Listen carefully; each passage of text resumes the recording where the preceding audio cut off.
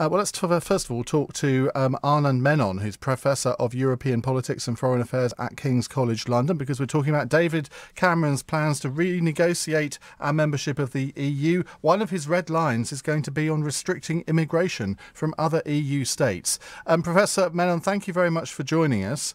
No worries. Thanks for inviting me. How successful do you think David Cameron might be in this initiative?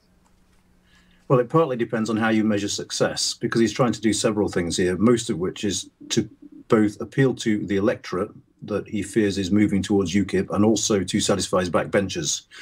And he's got a very, very difficult balancing act on his hands, because on the one hand, there are very strict limits to what he can achieve in the European Union.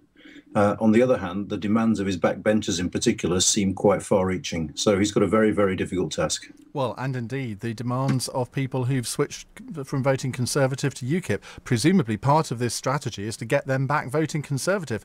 And his problem is that they don't actually believe that he can deliver.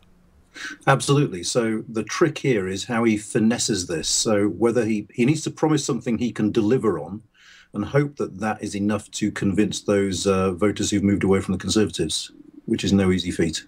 No, and I mean, Downing Street is saying that, of course, other European states are starting to row in behind David Cameron on this, and that they're worried about immigration as well, and that they might well support him. Countries like Spain and Italy, for example, and that we're also being told some Eastern European states. I have to say, I'm very doubtful as to whether that will happen.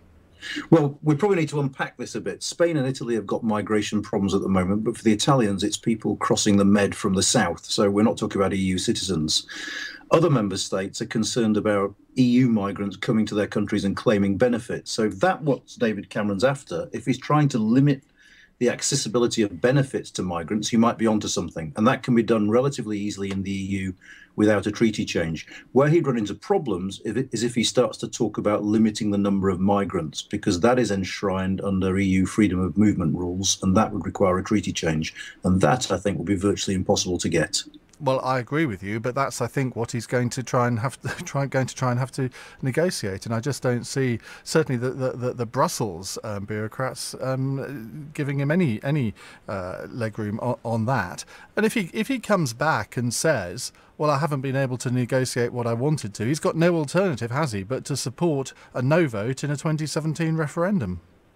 Well, you can always spin these things in politics, and I would have thought that he would make a pledge that is sufficiently ambiguous to be able to claim victory in almost any circumstance. The more specific it is, the more you're going to be right. That yes, he will look, if he loses, it will be clear, and he would have to argue for a no vote. But also be careful, this isn't about Brussels and bureaucrats in Brussels. This is about other member states. If you want to change the treaties to limit freedom of movement, you have to get the agreement of those states whose people come here.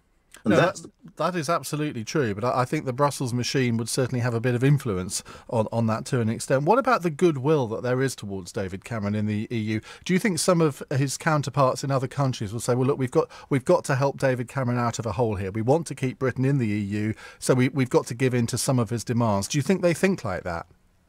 I think most, and probably all the other member states want to keep Britain in, not necessarily because they like us, some because they're worried about what an exit by Britain would mean in terms of their own Eurosceptics, some because they don't want to be left in an EU alone with the French and Germans. There are a variety of reasons. So yes, there is a lot of goodwill and a lot of desire to keep the UK in, but not at all costs.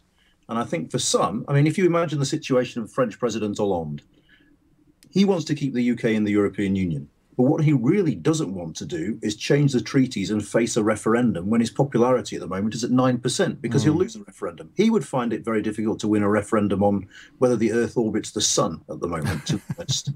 So there are other concerns as well out there. I think we can agree on that one. Professor Menon, thank you very much for talking to us. That's Professor Anand Menon, Professor of European Politics and Foreign Affairs at King's College London.